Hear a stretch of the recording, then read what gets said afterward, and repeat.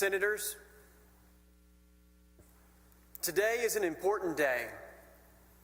On this day in 1836, Sam Houston, whose Bible you used for your oaths today, was elected President of the Republic of Texas. Today is also an important day because we begin this impeachment trial. While impeachment is rare, the drafters of our state constitution recognized that there are times when this extraordinary remedy is needed to protect the state and its citizens from a public office holder who has abused the power of his office by putting self-interest above that of the people of Texas. The drafters concluded that this great deliberative body, the Texas Senate, is best positioned to determine when this remedy is appropriate. Earlier this year, Mr. Paxton came to the legislature seeking $3.3 million in taxpayer money to settle a whistleblower lawsuit. Mr. Paxton would not answer any questions about the underlying claims.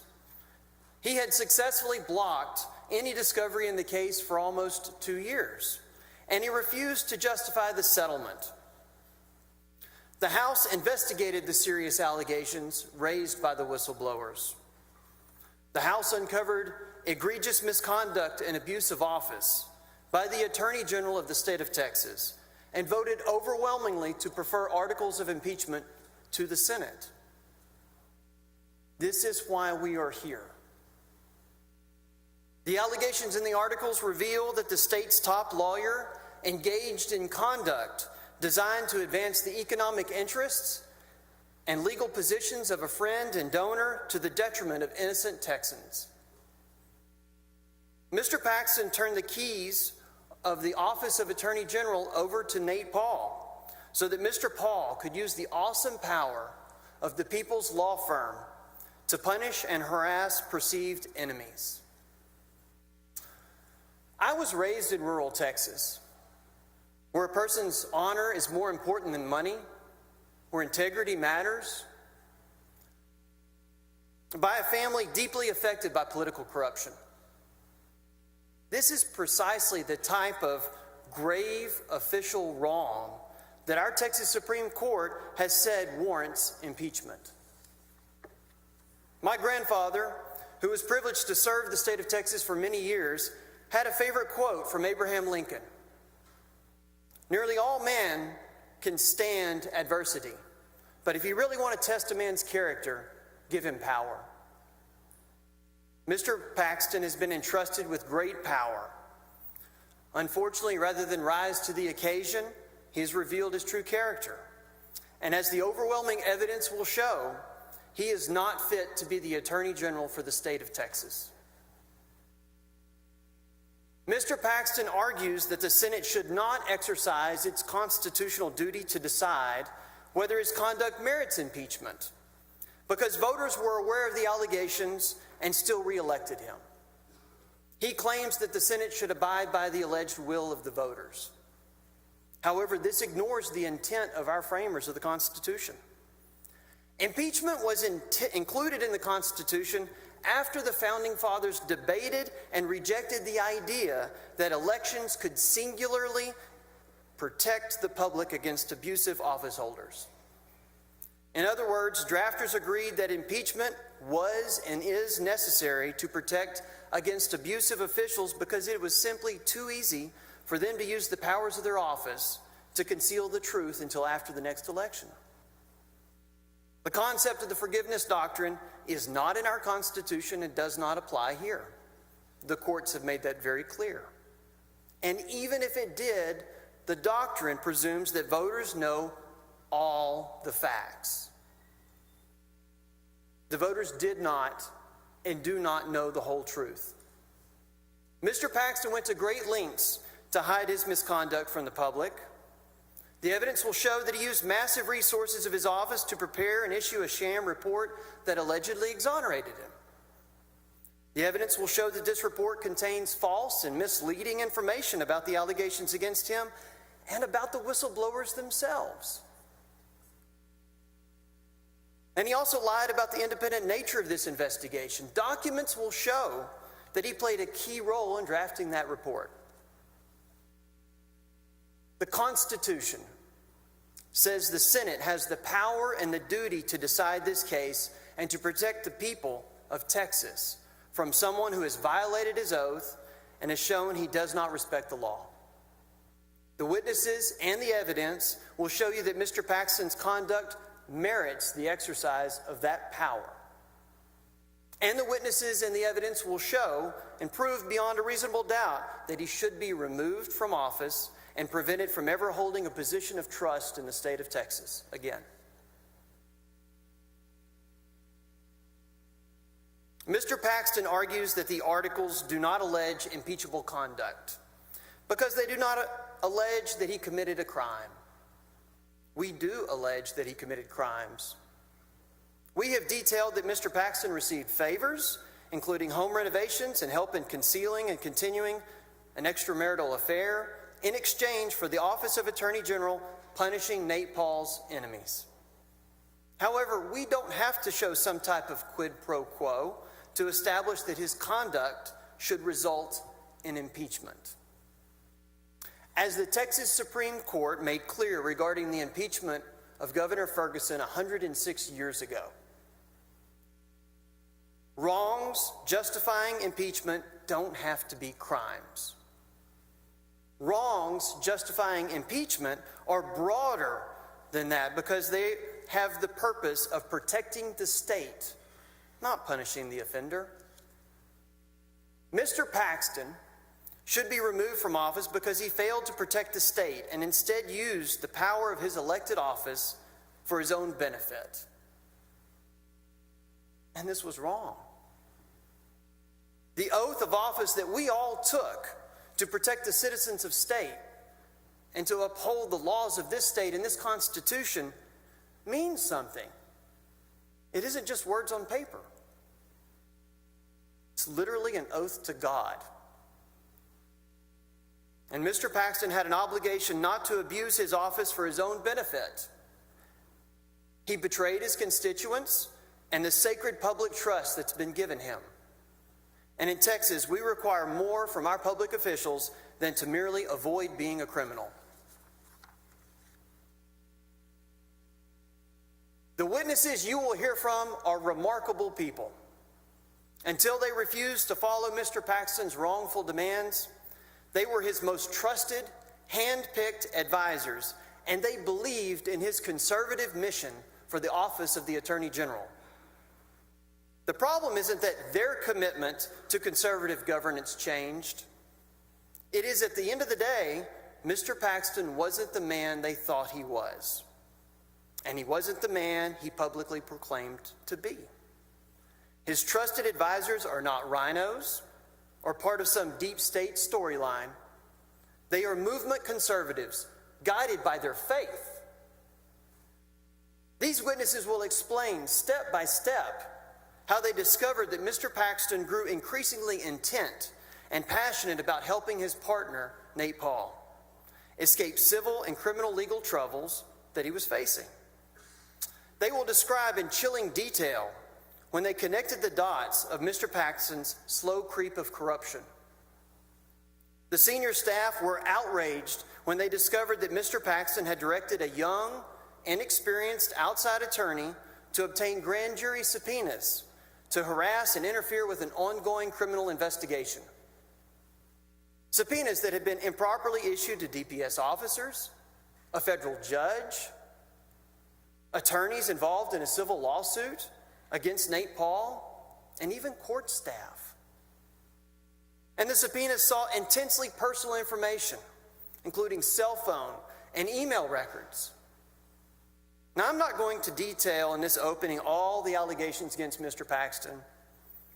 You're aware of many of them. You sit as a unique jury, having known Mr. Paxton and familiar with some of the facts. But even a quick summary of some of the evidence that you're going to hear is shocking. One of Mr. Paxton's many acts of deceit involved a member of this chamber. At a time when the policy of the state was Texas is open for business during COVID, Mr. Paxton directed his staff to issue a legal opinion advising that statewide foreclosure sales not move forward. Mr. Paxton was adamant that the opinion, which came to be known as the midnight opinion, be issued before the end of the weekend, just in time for Nate Paul to use it to avoid a foreclosure sale the following Tuesday. This conduct benefited Nate Paul, and it harmed businesses and people impacted by foreclosure. Mr. Paxton also used the power of this office to harm a charity solely to benefit Nate Paul.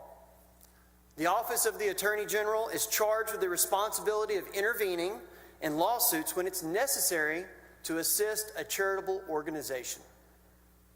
As you'll hear, the first and only charitable case Mr. Paxton took a personal interest in was the Mitty Foundation's lawsuit against Nate Paul's entities as an investor. The evidence will show that Mr. Paxton directed his office to intervene in the lawsuit, to stay the case, and allow the AG's office the opportunity to pressure this charity to accept a lowball settlement offer. This would have saved Nate Paul millions of dollars. The creep of corruption continued when Nate Paul wanted access to confidential investigation materials related to police raids on his home and businesses. In an attempt to learn what the police knew and how they knew it, Mr. Paul submitted multiple open records requests seeking the full police file. Even though no police file may be disclosed due to the well-established law enforcement exception, Mr. Paxton pressured his deputies to authorize the release of this information. Had he succeeded, Mr. Paxton would have created precedent allowing any person under criminal investigation, whether for a violent felony or a sex offense, to obtain confidential information about the investigations of their conduct. Mr. Paxton simply did not care that his request to release information to Nate Paul would have put police and victims across the state at risk. Unfortunately, the House investigation revealed that Mr. Paxton's relationship with Mr. Paul was far more extensive than even his closest advisors knew. Over the course of 3 months, Mr. Paxton personally met with Nate Paul more than 20 times. Many times, Mr. Paxton would ditch his security detail. And Nate Paul even set up a secret Uber account that allowed Mr. Paxton to secretly visit Nate Paul and others. To conceal his efforts, Mr. Paxton communicated in off-the-book ways, using burner phones, encrypted messaging apps, and secret email addresses. Mr. Paxton's brazen abuse of the Criminal Justice Division at the Office of Attorney General is finally what caused 8 of his senior staff to report him to the police. The question that haunts them and should frighten all of us is what would have happened if they had not reported him? How far would Mr. Paxton have gone in using the power of the Attorney General's office to harass and punish his and Nate Paul's perceived enemies and hurt innocent Texans? Mr. Paxton tries to defend his actions by isolating each event and claiming that standing alone they can't support impeachment. You cannot and should not view each act in a vacuum. The evidence will show that they are all connected. They're all connected by Mr. Paxton and his desire to deliver for his partner, Nate Paul. Mr. Paxton will also argue that the acts represent differences of opinion on policy or efforts to help a constituent. But the witnesses will explain to you that Mr. Paxton's actions have nothing to do with implementing conservative policy. And in fact, his efforts violated those very principles. Mr. Paxton's senior advisors were fully aware of the dire consequences of reporting him to law enforcement. They knew retribution would be swift and vicious. The choice they made to report him to the police was one of the hardest of their lives. But they will tell you that there really wasn't a choice at all. Sam Houston, who on this day in 1836 was elected president of a new and free republic, reminded Texans, do right and risk the consequences. Do right and risk the consequences. Doing the right thing is sometimes not easy. Sometimes we must do the right thing in the face of enormous pressure to remain silent. The witnesses felt this pressure. The House felt this pressure. And the Senate is feeling this pressure. It's unfair and it's wrong. But despite the forces that seek to intimidate the Senate, you have taken the first steps toward the truth by giving the people who did the right thing a chance to testify. Despite the attacks that they know will continue to come, the witnesses will do the right thing once more. And they will take this witness stand, and they will provide the clarity that the Senate needs and that the public deserves to find out what was really happening behind closed doors. As chair, I resolutely give this statement with the support of and on behalf of the Board of Managers and on behalf of the Texas House.